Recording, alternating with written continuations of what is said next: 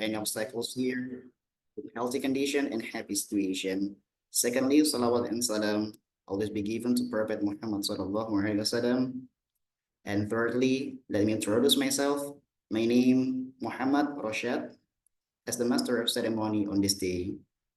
I also would like to greet Excellency Professor Dr. Nasaruddin Umar MA as the current Imam of Istiqlal Mosque and Rector of the PTIK University Jakarta, Honorable Dr. Abdul Muid Nawawi as the Chair of Study Postgraduate Program in the Al-Quran and Tafsir Science of PTIK Jakarta, respectable to the Professor Dr. Philosophy Sahiron Samsudin MA as the President of the Ayat Association of Quranic and Tafsir Science in Indonesia, respectable to the Professor Gabriel Reynolds as the Crowley Professor of Theology at the University of Notre Dame, Indiana, USA. Good afternoon from Indonesia, Professor Reynolds. It's an honor to welcome you here today from Indonesia. Thank you. Distinguished guests and ladies and gentlemen, before we begin our webinar, let me announce the housekeeping rules via Zoom. The first, kindly mute your microphones unless invited to speak. Second, use the chat feature for questioning during the Q&A session. And the last, this webinar will be recorded for documentation purpose. Dear audiences, L. Brownstock are a community of Quranic and interpretation studies scholars who are committed, in addition to improving, advancing, and expanding the Quran and Tafsir studies, also to accommodate activities of the Quran and Tafsir studies in the context of democratizing ideas and knowledge in the unitary state of Republic of Indonesia. Under the theme, Qurani First, Unlocking Horizon, initiated by the Earl Brownstock platform in collaboration with the Ulama Cadet Program of Istiqlal Mosque, PTIK University, various institutions and organizations. This is an international initiative aimed at broadening of the scope of Quranic studies through interactive discussions with global speakers and preparation classes led by mentors. The program explores key terms from relevant reading materials, enabling participants to deepen their understanding and actively engage in the diverse dimensions of Quranic scholarship.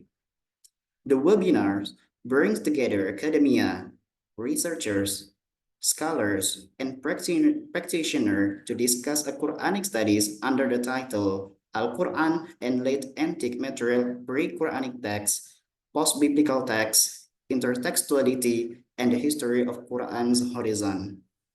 So let's open our agenda today by reciting Basmalah together. Bismillah. Well, audiences, is it the Professor Zahiron comes here? No?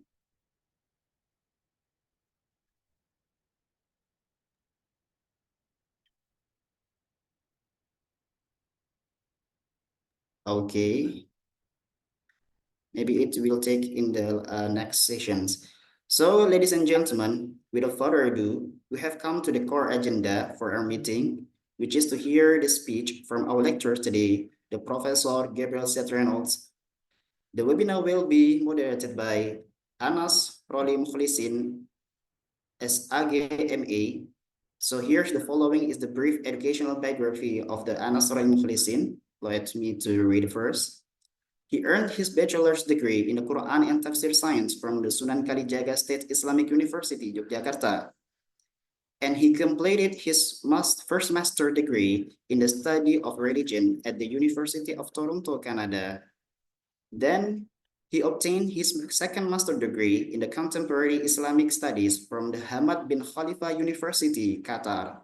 And currently, he is pursuing his doctoral degree in the study of religion at Harvard University. Oh, the professor, Sahiron, is come here. Is coming here? Not yet? No. Okay. So for the Anas and the Professor Gabriel Reynolds, the time and place are yours.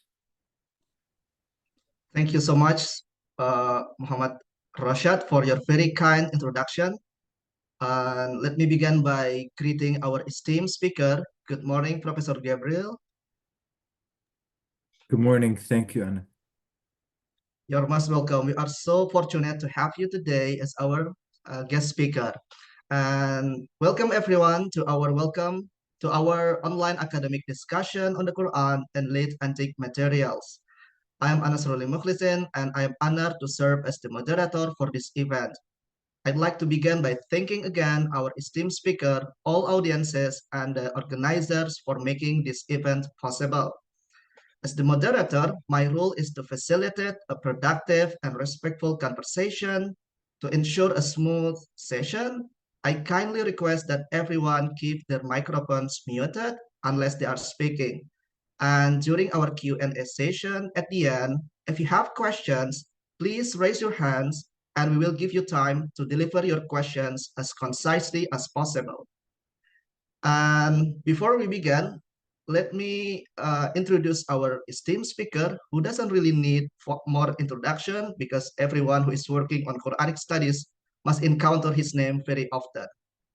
Professor Gabriel Reynolds is a professor of Islamic Studies and Theology uh, at the University of Notre Dame. And okay, so I just get notifications that the keynote speaker is joining with us today. So we will give time to him, and I will give this to a master ceremony again. Okay, thank you for introduction first. Hello, the Professor Sahiron. Are you here?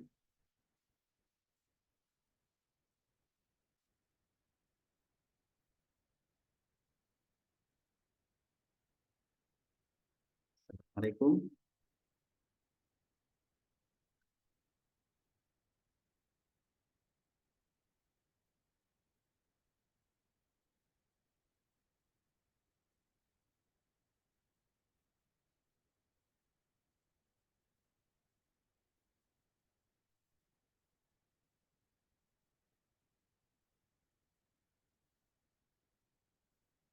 Okay, so the connection is trouble from the Professor Sahiran. So let's continue for Mr. Anas. Thank you. Okay, thank you so much. So let's resume our session then. So let me repeat our introduction to Professor Gabriel. He is professor in Islamic Studies and Theology at the University of Notre Dame, and he obtained his PhD from Yale University. He has conducted extensive research on the Quran and Christian-Muslim relations. Um, some of his publications include Allah, God in the Quran, in which Professor Gabriel argues that the Quran describes God as both merciful and wrathful. And the second is the Quran and the Bible, text and commentary. And I would say that this book is one of the primary sources that we are using here at Harvard when it comes to studying the Quran and the Bible. And the third one is the Quran and its biblical subtext, in which Professor Gabriel argues that it is better for us to read the Quran in conversation with what came before it, not with what came after it. Interestingly, Professor Gabriel also runs a YouTube channel exploring the Quran and the Bible. So please don't forget to subscribe it, like, share, and comment. Okay, dear participants, let's welcome our esteemed speaker, Professor Gabriel Reynolds, who will be sharing his expertise on this field. Please join me in giving him a virtual round of applause. Dear Professor, the floor is yours. Thank you so much. Anas Muhammad, can you hear me okay? Is my audio okay? Yes, your audio is very clear. Thank you so much. And Muhammad Fawzi, Anas, if Professor Sahiran is able to connect, please interrupt me. It's no problem. Okay, so at any point when he can connect, I'm happy to give him the time for his keynote address. It's no problem. So, friends, let me please allow me to begin with just a few thank yous. I'll be very quick. I think my time to speak is about 40 minutes altogether here in the United States. It's still the morning. So in Indiana, it's 8:10 a.m. as it is for Anas in Boston. And so I'll speak into about 8:50, maybe 8:55. Um, and then I will be very eager to have your questions and comments. In just a moment, I'll share my screen, but not yet because I'd like to say a few thank yous. So thank you, first of all, to Muhammad for being the master of ceremonies this evening in Indonesia.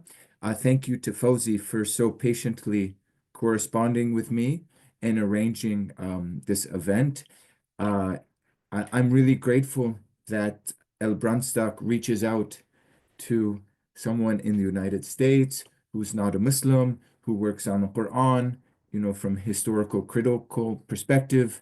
So this shows the generosity and the intellectual curiosity of Fawzi and the El Brandstad movement. Thank you very much for your confidence and trust in me. What you'll have today won't be perfect, but hopefully a little bit useful. Thank you very much to Anas for being here, also waking up early like me. And joining me. And Anas, I look forward to more connections here in the United States and hopefully having you to Notre Dame. Thank you very much for the opportunity to be at the same event with Professor Sahiran Shamsuddin, and I look forward to him joining whenever possible. I understand that El Brandstad and Professor Shamsuddin are connected with Istiqlal Mosque in Jakarta, and I understand its symbolic and real importance in religion and society in Indonesia. So that's a great honor to be connected to the Istiqlal Mosque, even virtually. Inshallah, someday I can visit in person.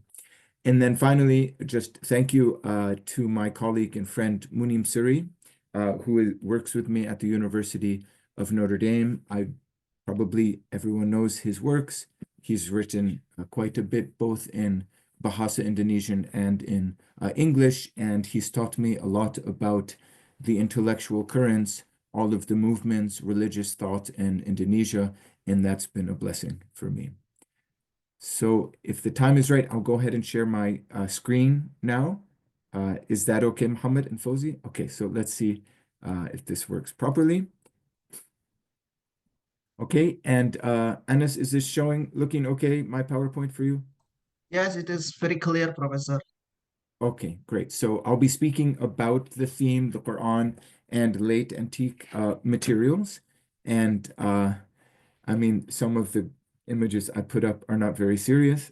They're just for fun. So don't worry about them if they seem not connected to the main topic. I'll be addressing this topic in 4 steps. So first, I'll look at traditional ideas about Christianity and Islam's emergence.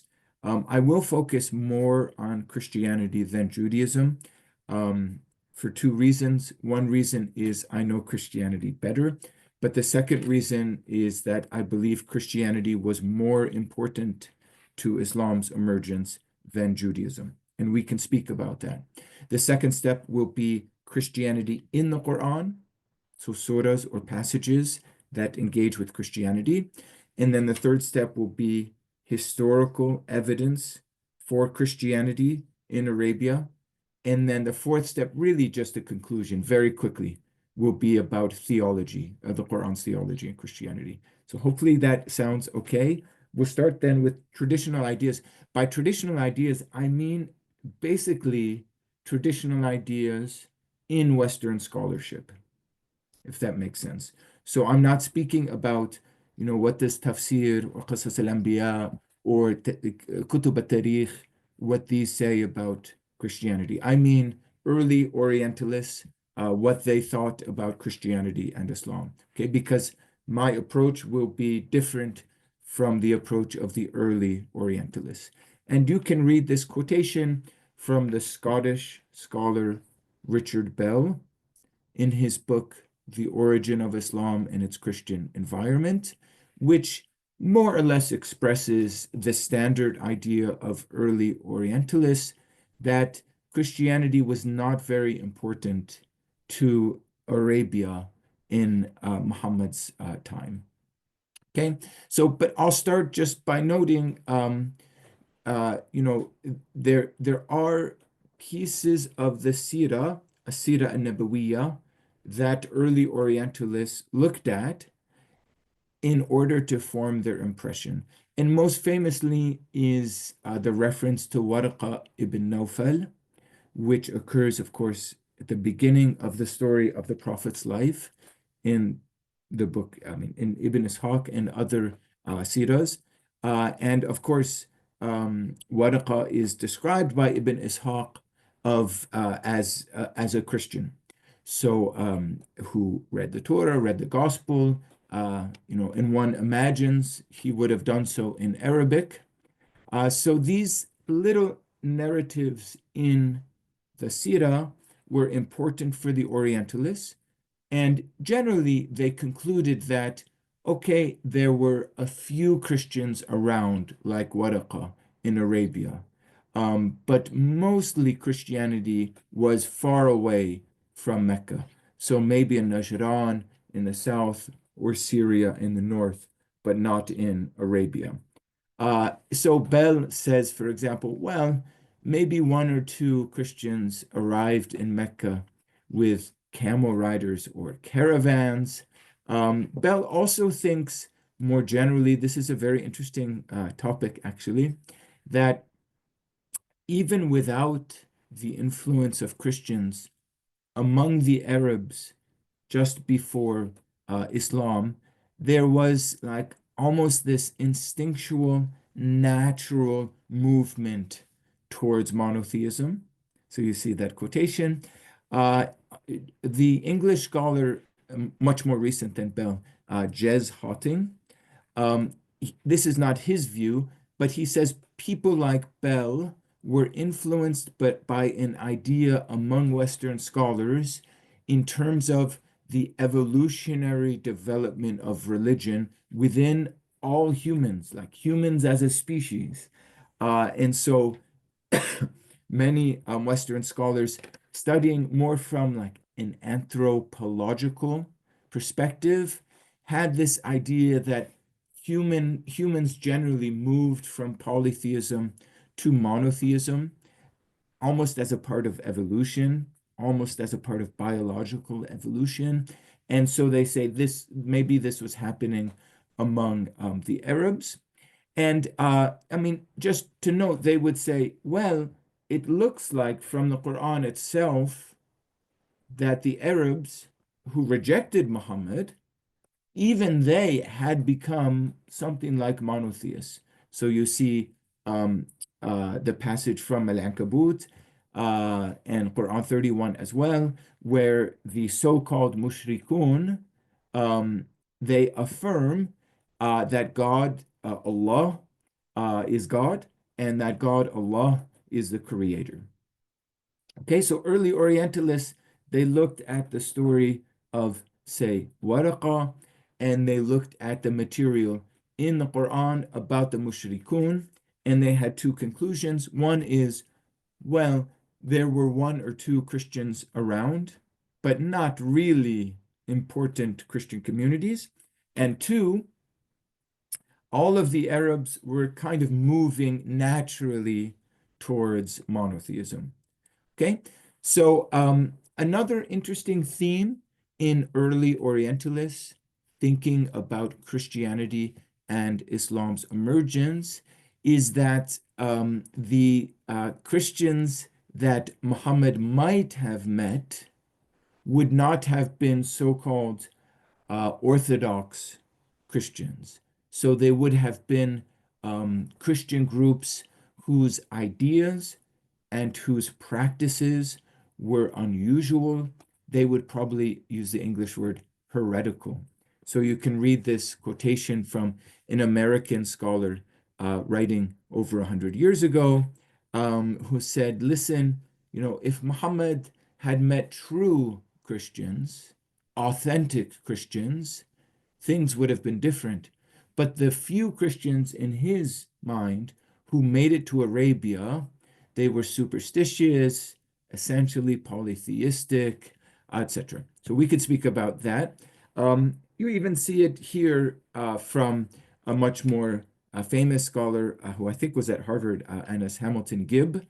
I think he was English British, um, and you can say that he also sees the Christians who were in Arabia as heretical Christians. I can explain that term, heretical, in the question and answer. It's not usually used in the context of Islam, but it's very important in the context of Christian studies.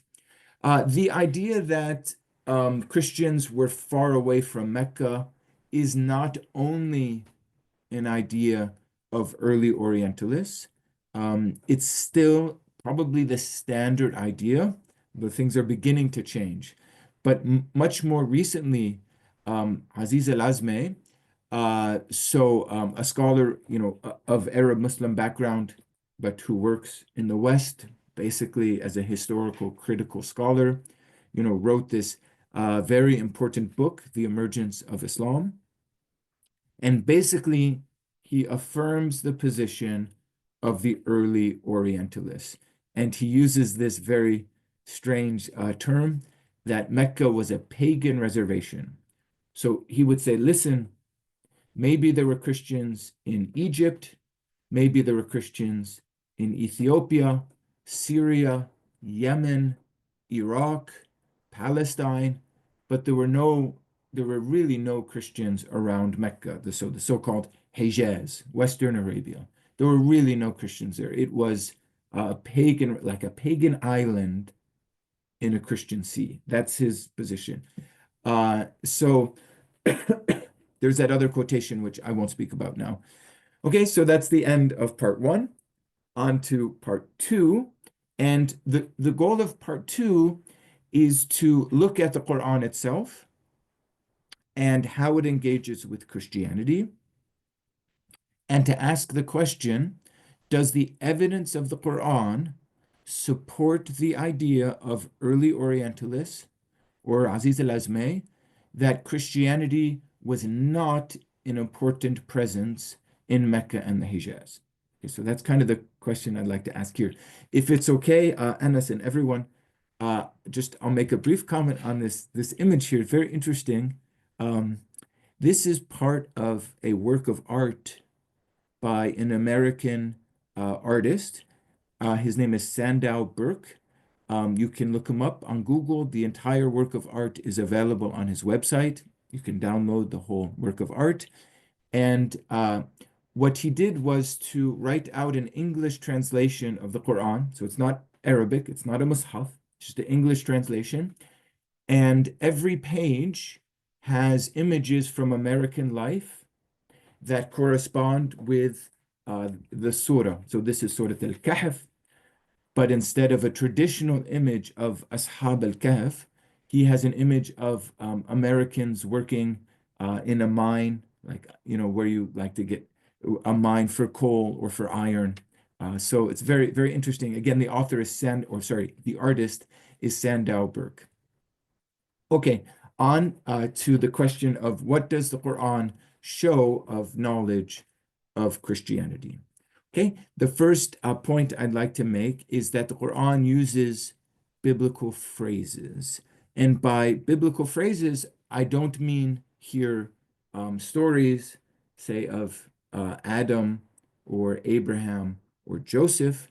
I just mean phrases, so short statements.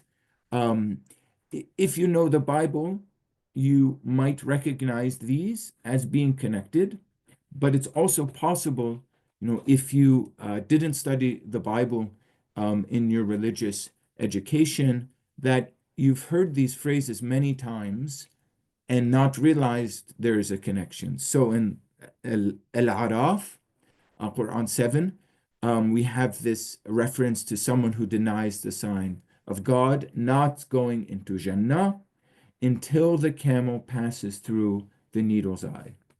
حتى يلج الجمل في السم الخياط. Okay, this is a very, very famous phrase for Christians coming from the Bible. So, for example, it appears in the Gospel of Matthew, here where Jesus says in the Gospel of Matthew. Now, in the Quran, it's not a statement of Jesus. It's a statement of God. In the Gospel of Matthew, it's a statement of Jesus. Jesus said to his disciples, it is easier for a camel to pass through the eye of a needle than for someone rich to enter the kingdom of heaven. It's not an exact quotation, but you can see the theme or the image of the camel and the needle. Another example is this phrase we find in two places in the Quran. So, for example, in Al-Baqarah, where the Jews, the opponents of the Prophet in Medina, they say قُلُوبُنَا غُلْفٌ. So there's a lot to be said about this phrase. It's a little complicated, but I mean, usually it's understood by both tafsir and Western scholars to mean our hearts are uncircumcised. Again, in An-Nisa, we have the same phrase, قُلُوبُنَا غُلْفٌ. It's attributed to the Jews, which is important because in the Bible, this image of an uncircumcised heart is a very common way of criticizing the Jews. So we have it both in the first part of the Bible, the Old Testament, and the Christian second part of the Bible, the New Testament. I'll try to explain these references. So the New Testament has 4 books that are all called Gospels. The first of them is Matthew. In the 5th book in the New Testament is called the Acts of the Apostles. I could say more about this maybe later if it's interesting, but in the Acts of the Apostles, there's a man, his name is Stephen. This is not Jesus. Stephen, who speaks of the Jews as having uncircumcised hearts. So it's a very common phrase. I've written an article on biblical turns of phrase in the Quran. So there's many more examples of this. So I'll just go quickly through a couple more. The Quran and the Bible speak of small things by using the image of the mustard seed. The Quran in the Bible use the phrase lamhat al-basar, so the twinkling or the short glance of the eye. The number 70 and forgiveness is found in both in the Quran and the Bible. I'm going quickly now. I know there's this very interesting case in Al-Baqarah, but not only in Al-Baqarah, there's a second case of this where the Quran, speaking about the Israelites, has them say, Sami'na wa asayna.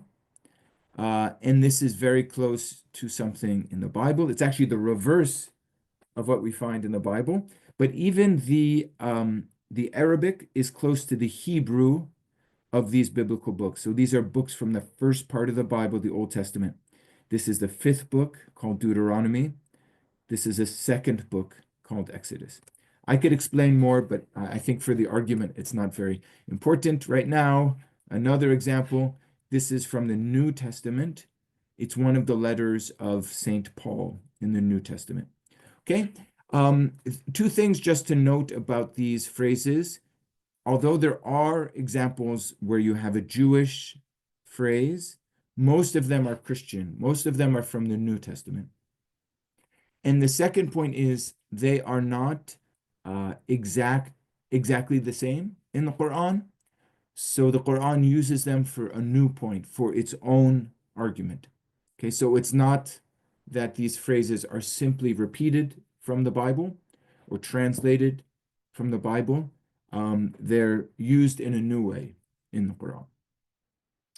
Okay, in the Quran, not only do we have references to phrases, I'll be very quick here, but as many people might know, we have many stories in the Quran that are familiar to Christians.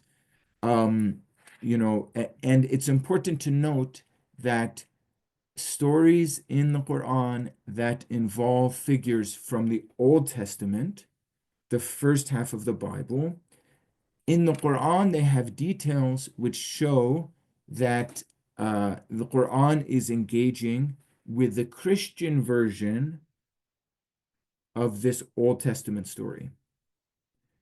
So we shouldn't assume that because the story is in the first half of the Bible, that it's connected to Judaism. Christians also read the first half of the Bible.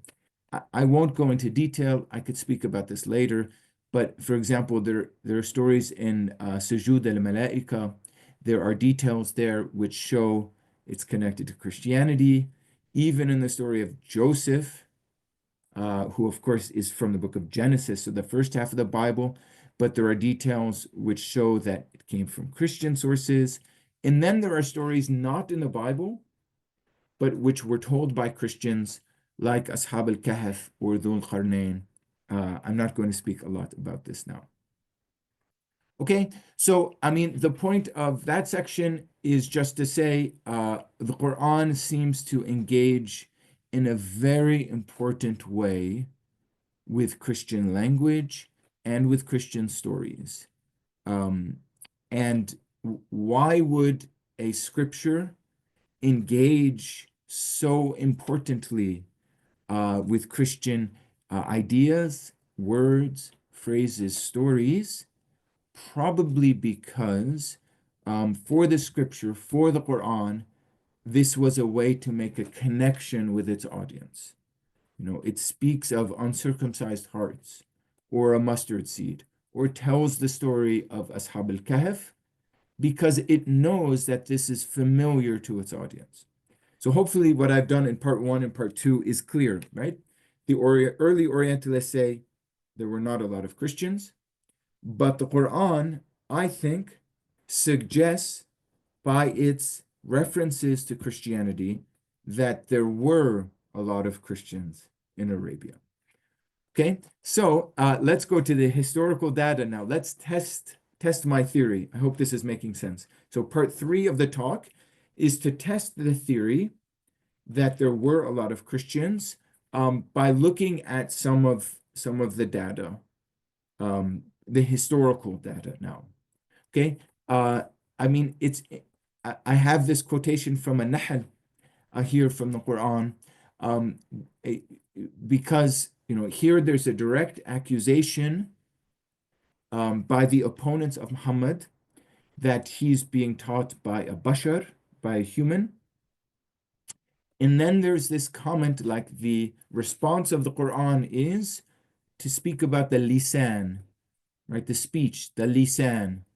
And the Quran says, well, our lisan is Arabian Mubin, but this person, this bashar, his lisan is Ajami.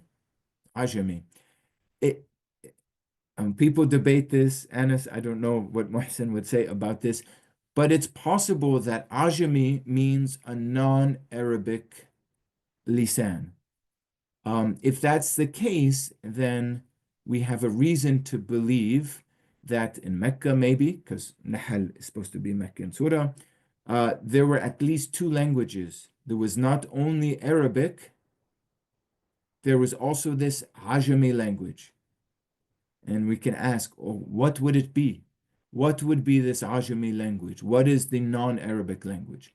And we can, well, it will come up. It will come up. Okay, so I'd like to make a few comments about the historical context, but especially about the spread of Christianity in the Middle East, you know, let's say by the year 600. So in the Miladi Christian dates, you know, the traditional date of the Prophet's ministry begins in 610. You know, when Mount Hira and Surat al-Alaq, all of that, 610. So let's just think, where was Christianity in the Middle East around 600? Okay, so we have this map here, just identify a few things. So here's Mecca, here's Medina, here's Yemen, okay, and then here's Syria. And basically, all of this is the Byzantine Empire, okay? So the capital of the Byzantine Empire is Constantinople, today Istanbul. The important cities are Alexandria in Egypt, Antioch, today in Turkey, Damascus in Syria, and Jerusalem. Okay, Now, the Byzantine Empire was a multi-ethnic, multilingual empire. Okay, so the official language of the Byzantine Empire was Greek, and I could explain why it was Greek, but that's another story. Okay, but in this area, especially Syria, Palestine, Northern Arabia, there were two other languages. So Greek was sort of the official language. Most people in this area, they spoke, oh, I didn't mean to do that. They spoke a language called Aramaic, which is the same as Syriac. If you've heard the word Syriac, it's just another name for Aramaic. So most people here spoke Aramaic or Syriac, but there were also many Arabic speakers, not only down here in Mecca and Medina, but our Arabic inscriptions go all the way up to the borders of what is now Turkey. We have Arabic, in fact, the first Arabic inscription comes from Syria, the earliest one from the 4th century, in Arabic script. Okay, so so there were a lot of Arabic speakers here. And the important point, and this is emphasized by David Bertena in his excellent article here, the important point is many of these Arabic speakers had become Christians. In fact, the most famous Arab state before Islam, which is known as the Ghassanids or sometimes the Jaffnids, the most important Arabic state before Islam, which was semi-independent from the Byzantines. It was a Christian, completely Christian state. Okay, it was centered in Syria, a place called Jabia, and I'll say a little bit more about them. Some other things to note. Jacob of Surug, he was a bishop up here in Turkey, but already in 518, he wrote a letter to Christians in Himyar. Himyar is down here, is Yemen, Najran. Right, so he's up here. He wrote a letter. We can think of the people who carried the letter on horses or camels. They probably came through this way. So he's a Christian bishop writing to Christians in South Arabia.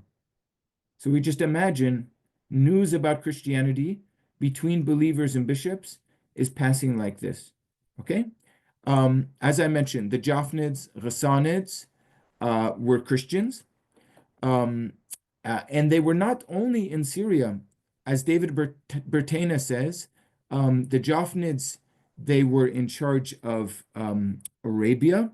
Arabia means this area here in this context, Lebanon, and then the Sinai, Nabatea, so this is Jordan, and the Northern Arabian Peninsula. So basically, this whole area up to cities like Dumat al-Jandal, north of Medina. They didn't stretch down to Medina or Mecca, but what is now northern Saudi Arabia.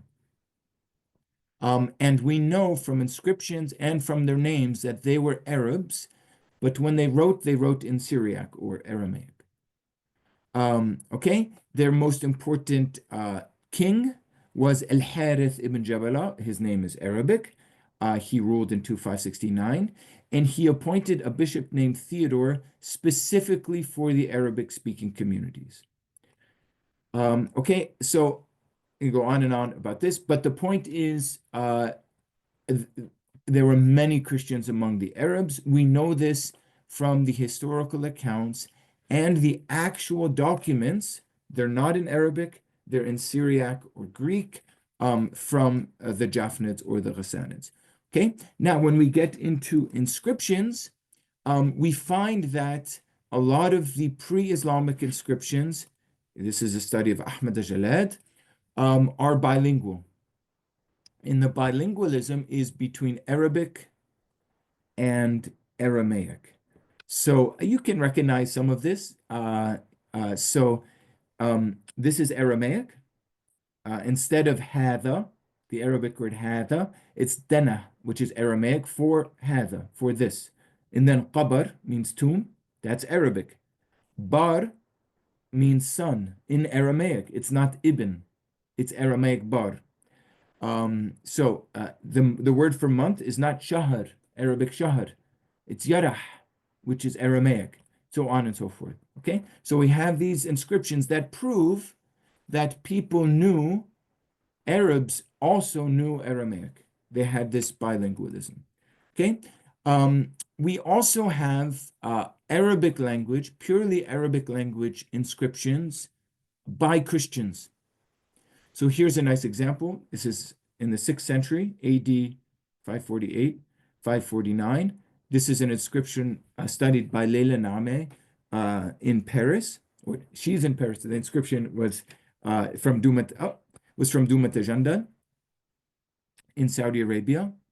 And this is actually in the Arabic script. 75 years before Islam. So you can even see dhikr here, dhikr. And then you see, instead of Allah, the way Allah is written, you can see El, Aleph, Lam, Hey, El, Ilah. Okay? And at the end of it, you have letters which represent numbers, which give us the date. And then you have a Christian cross. So we have Christians in what is today Saudi Arabia, north of Medina. It's about several hundred kilometers north of Medina, but still in what is today Saudi Arabia, 75 years before Islam, writing about Allah, or Al-Ilah, with a cross in Arabic script. So something changes around the year 500, where Christians are beginning to write in Arabic. So previously, we know Arab Christians were writing in Syriac. Now they're beginning to write in Arabic. Okay, here's another example of an inscription from the south now. So this is a different context. This is an inscription which some scholars call the pre-Islamic Basmala. This is actually in a different script. It's not in the Arabic script. It's in a South Arabian script, but the language is Arabic. So remember, this is before Islam. This is probably about the same time, 550, something like this, 6th century. Okay, this has also been studied by Ahmad Jalad. It was first studied by 2 Yemeni scholars, and then by Ahmad Jalad. And the interesting thing is, it seems to start with like Bismillah ar-Rahman ar-Rahim, something like that. Bism, Ilah, Rahman, Rahman, Rabb, Samawat, Urzuqna min fadlika. So you can see this is Arabic, right? Not in the Arabic script. And the language is very interesting because of the way of referring to Allah also as Ar-Rahman. And the language is very close, also Rabb, Samawat, Rizq, Fadl, all of this is very Quranic language. Okay, so it's not clear that this was a Christian, excuse me. It's not clear that this was a Christian inscription. It could be Jewish. Possibly it could be neither Christian nor Jewish. I don't think so. I think it's either Christian or Jewish. Ahmad Jalad thinks that there are direct connections to one psalm, this is a book in the Old Testament. We could speak about that later. Okay, so what's interesting, especially about the first inscription I showed you, this one, is that we have the Arabic script. So now Arabs finally writing in Arabic. Okay, Robert Hoyland calls this an idea whose time had come. So we know that Christians, there were Christians among the Arabs from very early 3rd, 4th century, but they had always used non-Arabic languages. And about the year 500, they begin to use Arabic when they're writing. So this is a kind of revolution. Islam and the Quran is a revolution in the 7th century, but in the 6th century, there's a revolution where Arabic-speaking Christians begin to use the Arabic script and the Arabic language, and we know that from inscriptions. Now, something else that's very, very important. Right at the time that Arabic-speaking Christians begin to use the Arabic script, write in Arabic, the polytheistic inscriptions of Arabia disappear. We have no pagan or polytheistic inscriptions in the 6th century. So by the end of the 5th century, they're gone. All of our inscriptions from the 6th century, from the 500s, before Islam, they're monotheistic. Okay, so this is Al-Jalad calls the 6th century, really maybe the 5th century already, but definitely the 6th century, the monotheistic period. Again, this is before Islam. All of the inscriptions suggest that the Arabs were monotheistic. So there's the point about North Arabia, similar point. There are many monotheistic inscriptions in the Arabic script. More and more are being found. So in Syria, there's one in Zebed, Jebel Sais, Haran. These are all in Syria. In Hima, in the south, we have many inscriptions studied by Christian Robin, a French scholar.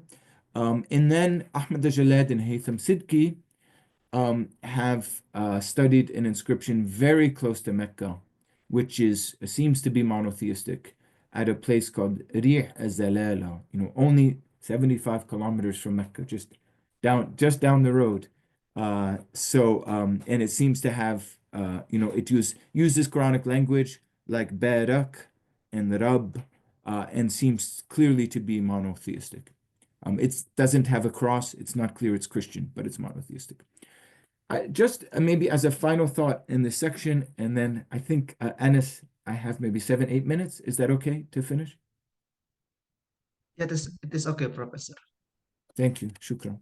Okay, just a final thought here is, if we turn back to the Quran, we find not only turns of phrase or Christian stories, but we find references to Christians.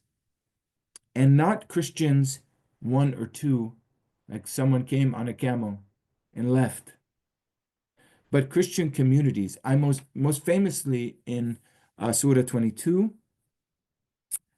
you can read there, we have this reference in a positive way.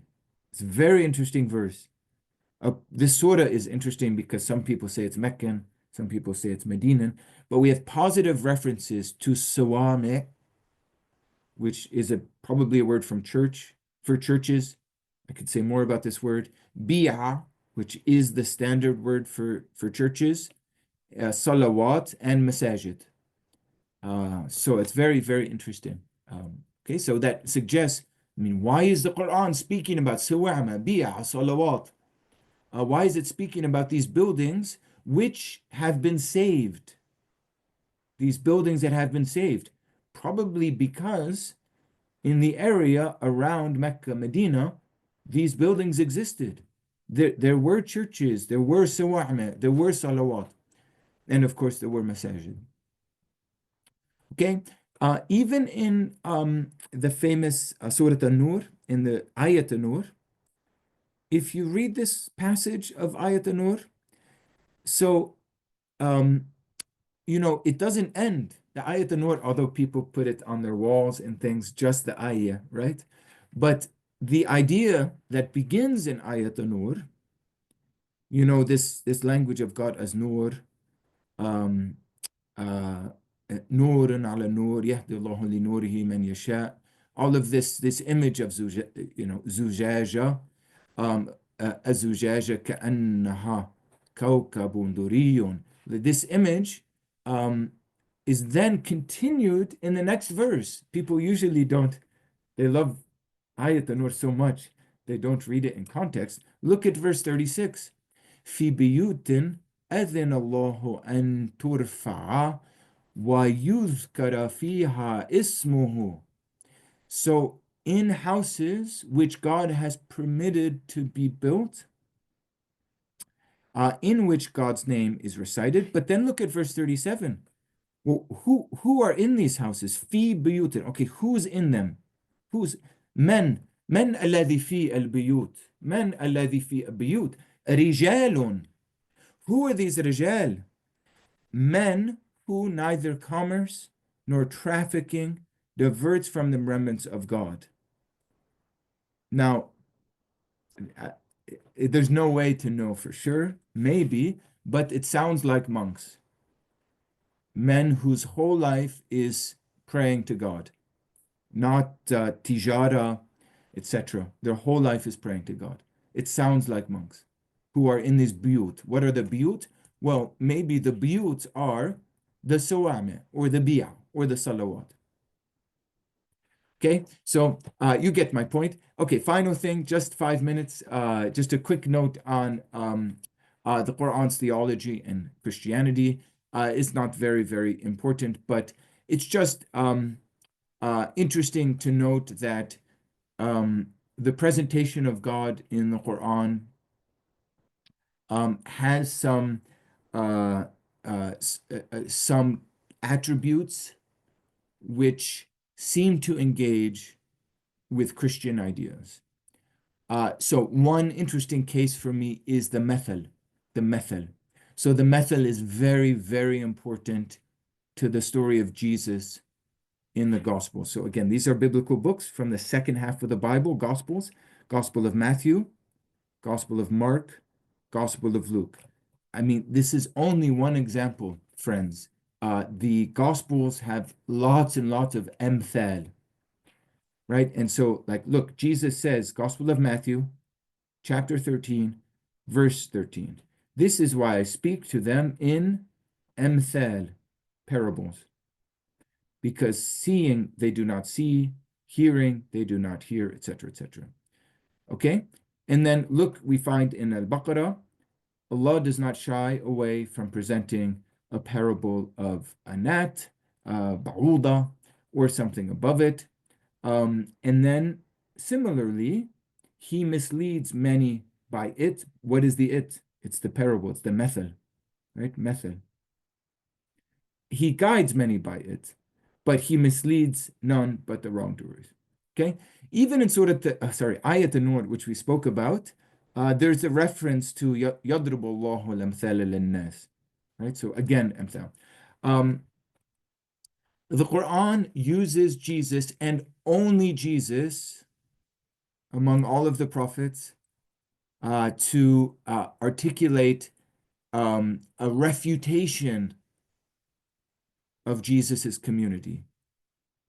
So it's concerned in using Jesus not only as a prophet, but also to have Jesus refute or reject the Christians. Right here, Surah Al-Ma'idah, something like, I may get it wrong, forgive me, but ما قلت لهم إلا ما أمرتنا به أن عبدوا الله ربي وربكم, etc., etc. So the Quran is using Jesus as a rad, as a response to Christians. Why this concern to engage with Christians and use the figure of Jesus? Also, it's not here in the PowerPoint, but the only prophet, I believe, when his miracles are mentioned in the Quran, we find the extra phrase, bi'iznillah, is Jesus, right? Moses has miracles, Saleh has miracles, other prophets have miracles. We never find bi'iznillah. Why does the Quran want to add bi'iznillah only with the miracles of Jesus? Probably because there are Christians around who cite those miracles or name those miracles to argue that Jesus is the Son of God. Okay, so I could go on and on, but you've had enough of me. Thank you very much for your patience. The YouTube channel is Exploring the Quran and the Bible. I don't know, Anas, if you can send a link out, maybe, or Fawzi at some point. This is me and two of my children looking crazy. Thank you for your patience with me. Great. Thank you so much, Professor Gabriel, for this very wonderful, insightful, and thought-provoking explanations. And before we continue to Q&A session, we are fortunate that Professor Sahiran has joined us. So please join me to welcome Professor Sahiran to share his concerns or response to Professor Gabriel's presentation. Dear Professor Sahiran, the floor is yours. Yeah. First of all, I would like to thank Professor Gabriel Reynolds. Yeah.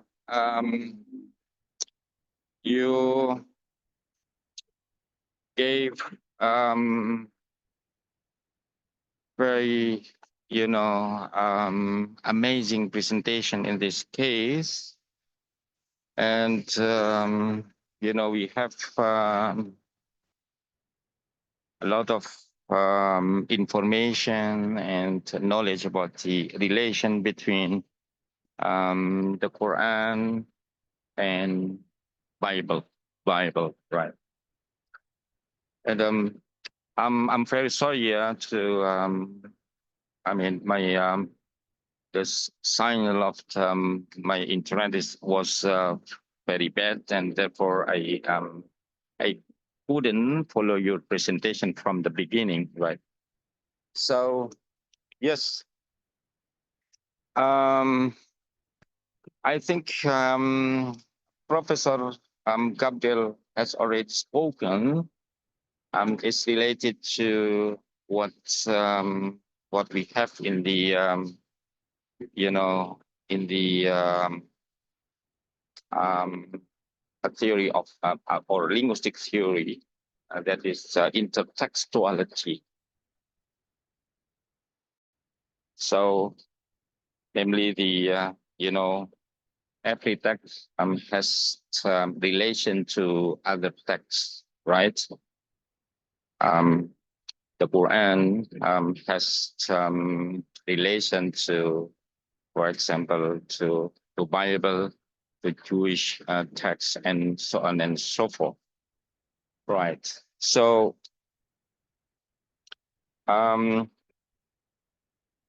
the origins of this approach can be traced back to in relation to the Quran, the Quranic studies, traced back to the 19th century scholars like Abraham Geiger,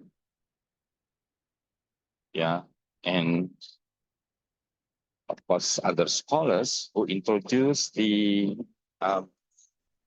borrowing lending paradigm to explain similarities between several aspects of the Quran and the Bible, the Old Testament.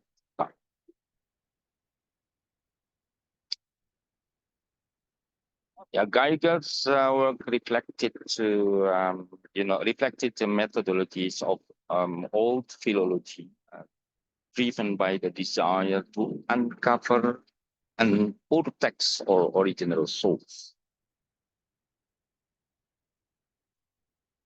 But this kind of this approach, intertextual approach in studying any text, of course, has been developed from time to time, from generation to generation, and I'm sure that this approach has been used by scholars for different purposes. Some scholars, utilize this.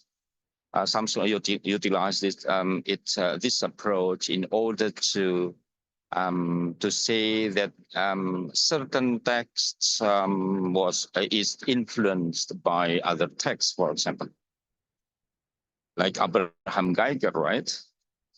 Abraham Geiger said that the Prophet Muhammad, took several aspects from Jewish text in order to, construct the Quran.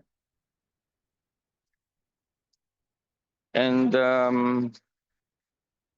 yeah, there are and other scholars use this approach, intertextual approach, in order to search for example, something, in order to be able to compare one text to another, to reach, let's say, right understanding of certain text in a discussion, right?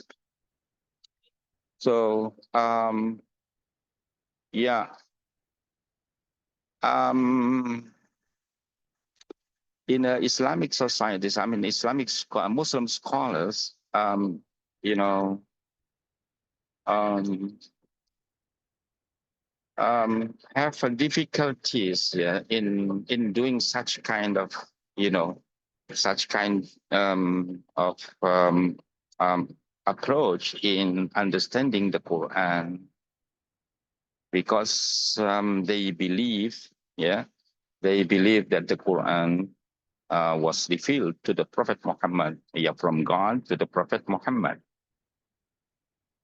So we know that the Prophet Muhammad, didn't, according to Islamic tradition, yeah, didn't, did not study, for example, the Old Testament or New Testament. Yes, yes, he probably got the information, several informations in relation, information about, for example, a certain aspect of Christianity or, Judaism. But I think when we look at the, the biography of the Prophet Muhammad, I think he did not enough. He did not enough to, to learn many things from Christianity and Judaism. Therefore, we call the Prophet Muhammad is the Ummi prophet. The Ummi meaning he didn't learn, or didn't have time to learn Christianity and Judaism in in a comprehensive way. So it is very difficult for Muslim scholars to to use such intertextuality in order to say that the Prophet Muhammad created or let's say produced the Quran on the basis of his experience in learning or studying Christianity and Judaism. So yes, but for me, this such kind of method or approach, intertextual approach, for me myself, can be used for in order for getting the original meaning or a historical meaning or original meaning of a certain word in the Quran. So by looking at, for example, by comparing, comparing, for example, a certain word in the Quran and the same or similar words in the Bible or a Jewish text, yeah, of course, yeah. So yeah, I have a certain method in order to understand the Quran. That is called Magna cum Magza approach. Magna cum Magza approach, in which somebody tries to grasp, first of all, the meaning, the historical meaning of a text, of a Quranic text, Quranic words, Quranic phrase, and so on and so forth. And the second one is to understand, to grasp the what I call al-maghza al-tarihi, historical significance of a text for the Prophet Muhammad and his companions. So, and the last one is the al-maghza al-mutaharrik al-mu'asir, the significant dynamic contemporary significance of a certain verse, certain of the Quran for current time, for this this period, and also of course in the future. So one point is very important in my approach is is that somebody must try to grasp the original meaning of the text or historical meaning. So in one strategy that can be done in order to this, in order to to grasp the historical meaning of a text, is in addition to linguistic analysis, and also intratextuality approach, is that also we can use intertextuality, meaning that we try to compare certain words, phrase, or terms, so everything with other texts like the Bible and Jewish text. So for me, this what Professor Gabriel Said said is, of course, very important for us. Very important for us to to take or to grasp the original meaning of a certain words, certain phrases, and so on and so forth.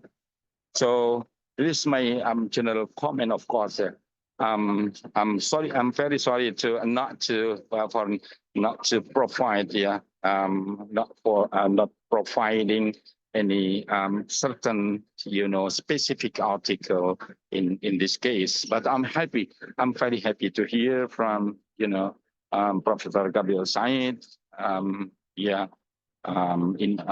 Because I got many very important information. So yes, thank you very much, and have a the participant can ask can raise some questions to him in relation to the relation between the Quran and the Bible. Thank you very much, and have a good good evening for Indonesian, and then I think in America it's still in the morning, right? So Yes. okay, thank you. Bye bye. Thank you, Professor. Thank you very much. Thank you so much, Professor Sahiran, for his thought. And now we are continuing our discussions. Now I will open the floor for the participants, for all audiences to ask questions. But before that, let me try to give brief summary of Professor Gabriel's presentation in Bahasa Indonesia to make sure that every one of us can understand the general points of his presentation.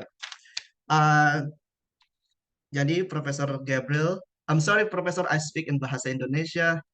Please, no problem at all. Thank you. Oke, thank you Profesor. Jadi Profesor Gabriel bicara tentang komunitas Christianity di Arab sebelum kemunculan agama Islam yang dibawa oleh Nabi Muhammad. Jadi beliau pertama melakukan survei literatur bahwa literatur sebelumnya tidak memberikan porsi yang dominan terhadap peran para orang-orang Kristen sebelumnya, misalnya Haunting atau Aziz Al-Azmeh yang terbaru berpendapat bahwa monoteisme agama Islam itu terbentuk karena sudah ada dalam kultur Arab sendiri, sudah ada revolutionary movement yang mencoba sudah mulai berpindah dari paganisme menuju monoteisme. Jadi konteks seperti ini yang membuat agama Islam bisa berkembang dan diterima masyarakat Arab secara lebih kuat karena sudah ada dalam kultur Arab itu ada dimensi-dimensi itu. Tapi Profesor Gabriel tidak terlalu sepakat dengan statement tersebut karena beliau juga berpendapat bahwa monoteisme Arab ini bukan murni dari kalangan Arab sendiri, tapi juga ada hasil interaksi dengan komunitas Christianity. Jadi untuk menunjukkan adanya interaksi dengan komunitas Christianity yang berbahasa Syriac atau bahasa Aramaik, ini dua bahasa namanya berbeda tapi sama. Profesor Gabriel memberikan contoh dalam Al-Quran ada beberapa frase yaitu familiar bagi kalangan Christianity, misalnya hatta yalijal jamalu fisamil khiyat, qulubuna ghulf, sami'na wa asaina, dan seterusnya. Tadi banyak teman-teman nanti bisa dilihat lagi rekamannya. Terus beliau juga menunjukkan ada kayak post biblical writings, kayak misalnya apa ini yang tersebar secara oral, misalnya kayak kisah sujudnya malaikat kepada Nabi Adam itu tidak ada dalam Bible, tapi ada dalam tradisi oralnya mereka, dan Al-Quran juga mengisahkan bahwa malaikat itu sujud kepada Nabi Adam dan seterusnya dan seterusnya. Jadi ada interaksi antara Al-Quran dengan tradisi oral yang berkembang saat itu. Terus Profesor Gabriel juga sempat menyinggung bahwa kemungkinan di Mekah saat itu ada dua bahasa yang digunakan, Arabic and Aramaic. Terus beliau menunjukkan ada artikel David Bertaina dan seterusnya dan seterusnya. Dan beliau juga membawa ke konteks yang lebih luas, ada kerajaan Bizantium yang berbahasa Greek. Terus Profesor Gabriel juga ada membahas tentang pre-Islamic basmalah, misalnya inskripsi di South Arabian konteks. Dan sudah ada mulai kehilangan elemen-elemen pagan. Terus Profesor Gabriel juga tadi menyebutkan ayat tentang cahaya tadi ya, surah apa um, bahwa konteksnya itu ada fi buyutin apa tadi ayatnya, terus di sana ada komunitas yang menyembah yang apa mendirikan sendirinya kepada Tuhan, dan ini mungkin ada merujuk kepada monks atau para rahib, para biarawan kata Profesor Gabriel. Tapi sebelum menutup beliau juga mengatakan bahwa Al-Quran meskipun ada kesamaan dengan tradisi biblikal, tapi Al-Quran juga mengembangkan its own Quranic theology. Jadi ada kesamaan, tapi juga ada Al-Quran menggunakan tradisi biblikal untuk its own purpose, untuk tujuannya tersendiri, seperti itu. Itu secara umum. Pak Seran juga mendukung bahwa kajian intertekstual itu bisa mengungkap original meaning, dan itu original meaning bisa dipakai untuk menggunakan metode makna kumakza beliau. Okay, thank you so much, Professor Gabriel, for being patient to listen to our Indonesian speaking. I'm very sorry. So now we have one friend who raised, or two friends who raised their hands. And I'm gonna give this time to Muhammad Ra first, and then Muhammad Azwar Khairul. Please give your question as concisely as possible. Please, Muhammad Ra. Thank you for the opportunity. I'm really sorry because I'm currently working on the restaurants. So I'm really sorry for the noise in the background. I actually have two questions. Actually, going to ask about your opinion, Professor Gabriel's opinion on the out of Hijaz theory posed by social maker, including Professor Sinai's latest article, Christian elephant in the microphone. You already answered the question, so I feel like it was unnecessary to answer that. But another question regarding the Ethiopian Christians. When we discuss about Ethiopian words that was borrowed into the Quran by its author. Hello.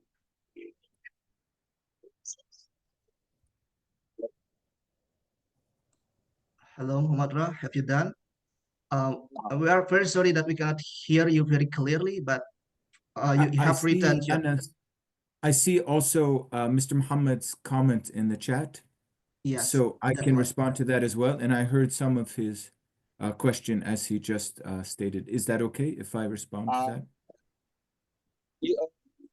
the first question is unnecessary to answer. You don't have to answer because I feel like that you already answered the first question in your presentation. So probably my question is on the second one. On the Ethiopian. Yep. Great. Yeah, thank you so much, Muhammad. Very glad to connect with you. And Anas, I'm very sorry, but I need to go in 15 minutes. So I'll keep my answers very brief. Okay. So first of all, Mr. Muhammad is right to point out the importance you'll see in the chat of the article of Nikolai Sinai. Also, his book, Key Terms in the Quran, is very, very important. I'm with Nikolai on this completely. I think that there is no reason to argue, as Shoemaker does, that the engagement with Christianity means that the Quran developed in Palestine. I think there was Christianity in the Hijaz. And one important argument Sinai makes, Muhammad, I think you know, it shows you know from your question, is that the Quran does not only engage with Aramaic, but also with Ethiopic. So as Sinai notes, the very interesting word used for the companions of Jesus in the Quran is Hawariyun.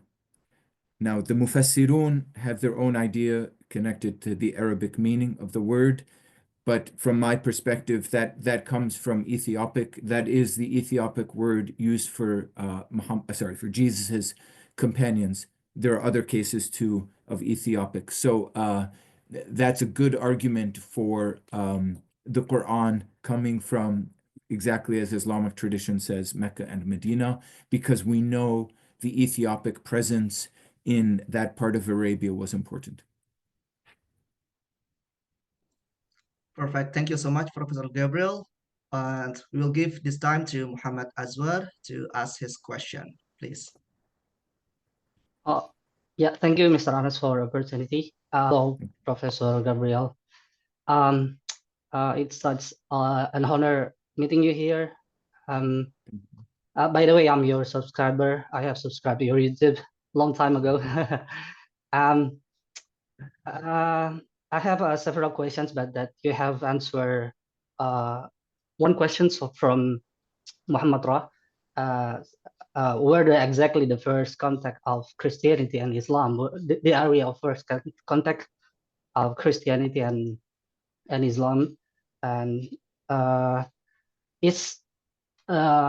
there are another materiality that we could elaborate rather than language interconnections, such what Stephen Schumacher mentioned about the apocalypse doctrine that's come from Byzantium Empire. So what do you think about that? And the second question is, it's maybe not a provocations, but I'm happy to hear directly from you. So what do you think about Joseph Lombard say that such of typical studies like Antiquity is a part of decoloniality? You said Joseph Lombard? Did you say Lombard? Yeah, Okay. Joseph Lombard. There is not another chance to understand Quran. What come after it? There's no chance. What you mentioned before, that understanding Quran is we should understand it before coming. Great question. Yes, okay, thank you. Yeah, shukran, Muhammad Azwar. Let me apologize to everyone too that I cannot even speak a little in Bahasa. So forgive me. This is hopefully, inshallah, in the coming years, I'll learn at least some Bahasa. So thank you, Muhammad Azwar, for the question. If it's okay, I think I'll focus on the decoloniality. Is that okay? Because time is short on the second question. To speak about the apocalyptic argument of Shoemaker, that would take some time. So if that's okay, if you don't mind, let me speak about decoloniality and Quranic studies. The first point is, there are different modes of engaging in academic conversations. One focuses on the person, the scholar, and the role of the scholar in producing arguments, the social, political implications of the arguments, Muhammad Aswar. So the focus is on the person. So on Gabriel, for example, Gabriel is not a Muslim. Gabriel is white. Gabriel is American. Maybe Gabriel has Christian Arabic background. His middle name is Saeed. So what can I know about Gabriel? What is his goal? What is the social or political mission Gabriel has? So that's one kind of mode. And some scholars like to, in that mode, focus on colonialism and decolonialism. So Gabriel, because he is white, because he's American, because he's non-Muslim, because he teaches at a Catholic university, whatever reason it might be, because he likes American football, he's part of a colonial project. So this is one mode of speaking. This is very problematic to me, whether it's about Gabriel or maybe I say, oh, Muhammad Aswar is from Indonesia. He's from a Muslim background. He maybe never studied the Bible because he focused on Arabic and usul al-fiqh and furul al-fiqh and these things, tajweed. So, right? So then I say, oh, Muhammad Aswar, can I trust him? This, to me, is very problematic, whether it's about Gabriel or Muhammad Aswar. But, so the other mode is to talk about ideas, the text and ideas. That's the mode that interests me. But I agree, Muhammad Aswar, that it's very interesting and very important to speak about meaning, like the question of meaning. So let's say Gabriel says, Ayat al-Nur, refers to maybe with biyut, الذي يذكر فيها اسم الله. Maybe this means it's a reference to monks, churches, monasteries.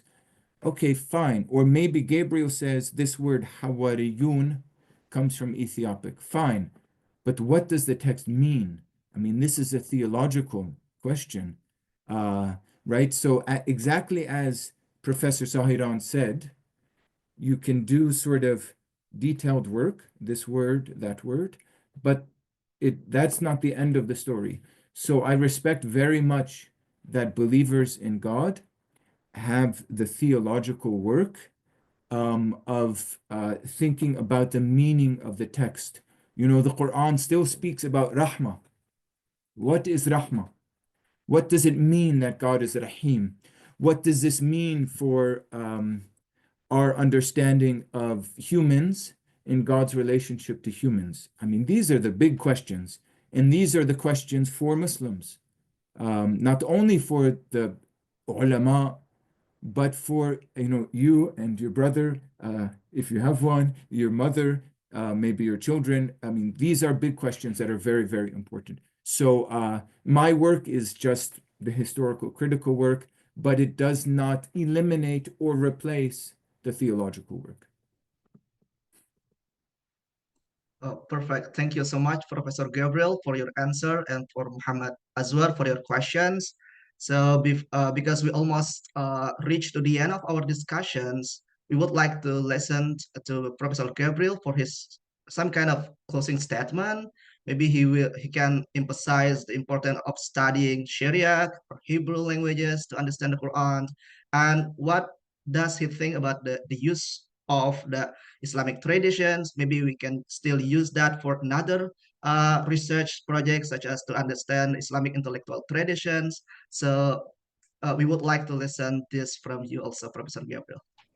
Thank you so much. Thank you so much, Anas. I'll speak just 2 or 3 minutes, two closing thoughts. But let me just add right here, thank you to everyone for coming on a Saturday evening. Thank you for your patience. with me. I know the presentation was not perfect. You've been very, very patient with me. So two maybe closing points. One is about ambiguity in the text, ambiguity in meaning generally.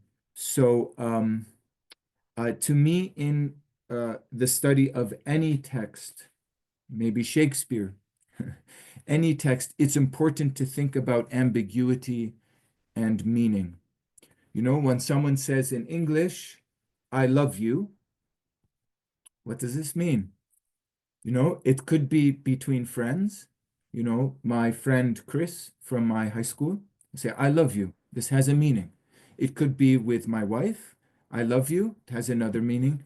Or with my mother, I love you, another meaning. Or I could say to an enemy, I love you, with sarcasm, and it has the opposite meaning.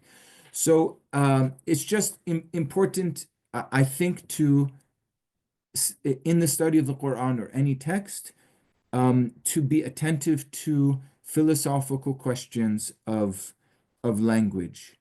Like I said in response to Muhammad Aswar, like what is rahmah? What is wali? Awliya? What does it mean that God is wali al-mu'mineen? What does that word mean? So this is in the tafsir, but we can also benefit from philosophical studies, what we call hermeneutics, engaging with that whole question, language and meaning. So this is one suggestion. And then the second suggestion is that it's very important for Quranic studies to study the Bible. So this is not an argument to leave Islam and become a Christian or a Jew, not at all. There's a lot to be gained, and for understandable reasons, in the course of Islamic tradition, generally, the ulama told us, do not study the Bible. So if you look in the modern period at many figures, like Rashid Ridda or Muhammad al-Ghazali or Yusuf al-Qaradawi, great scholars, brilliant scholars, right? I've chosen three scholars who worked in Egypt, although Rashid Ridda was Syrian. But, they tell us constantly, do not study the Bible. The Bible is muharraf. Only study the Bible for da'wah. Only do it for da'wah when you want to argue. But do not study it to understand the Quran. I understand this because we have a long history of conflict between Christianity and Islam. So it's understandable. There's worries about the Bible. But in fact, the Quran is not part of Hinduism or Buddhist tradition, which you have this beautiful tradition in Indonesia of Hinduism and Buddhism. The Quran does not come from this tradition. The Quran speaks about prophets and heaven and hell.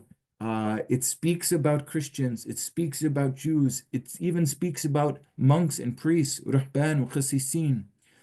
So it's engaging in this biblical world. So there's a lot to be gained by studying the Bible. And otherwise, thank you, Anas. Thank you, Muhammad. Thank you, Fawzi. Again, thanks to everyone connected to the Istiqlal Mosque. It's been an honor being with you. Thank you, Professor. So before we close our event today, the organizer requests us to take pictures together, if you don't mind, Professor. So please, Yes. all participants, if you can, please open your video. Teman-teman, silahkan dibuka kameranya. Nanti akan dipandu oleh Mas Fauzi untuk pengambilan fotonya, kenang-kenangan. Monggo, Mas Fauzi.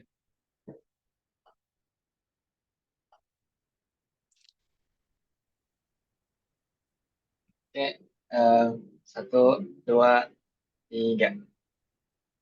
Setelah itu, 1, 2, 3. Wih, ada sarkasnya. Slide selanjutnya, 1, 2, 3. Lagi. Oke, thank you, Prof. Thank you very much, Professor Gabriel. Thank you for joining us, all participants. Have a wonderful day. Goodbye. Thank you again.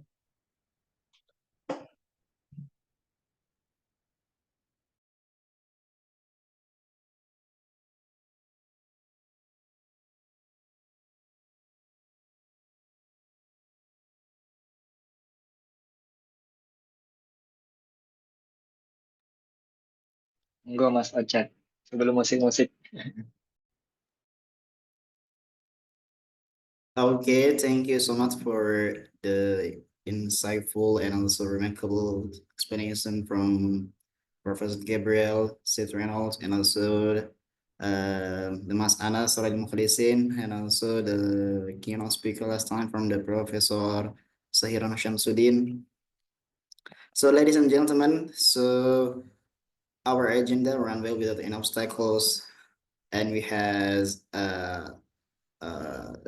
got the appreciation. So we extend to our deepest appreciations to all incredible speakers and participants, especially for Professor Gabriel Reynolds and the Professor Dr. Philosophy Sahirun Samsudin, and also for the moderator, Mr. Anasrul Mukhlisin. And we say thank you so much for the institutions and also the community of the academic in Islamic and Quranic studies for their valuable collaborations. And thank you so much for you all. Let's close by reciting Alhamdulillah together. 1, 2, 3. Alhamdulillahirrahmanirrahim. Alhamdulillah. And thank you so much for all the participants that has followed for about 200 participants here last time. It's so amazing. It's so wonderful and insightful, the webinar. Thank you so much for all. You can leave the Zoom. Thank you. Makasih ya. Izin live. Terima kasih Kak Thank you Mas Anas. Anas. Thank you Mas. Keren-keren.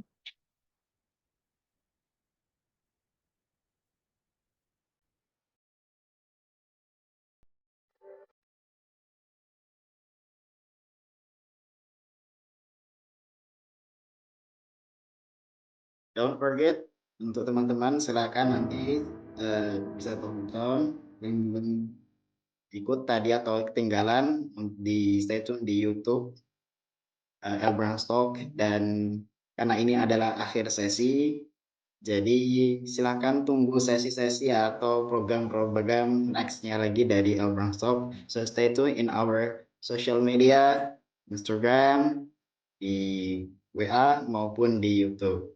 Dan temukan bahwasanya kajian tafsir versi kita itu menarik semuanya. Thank you.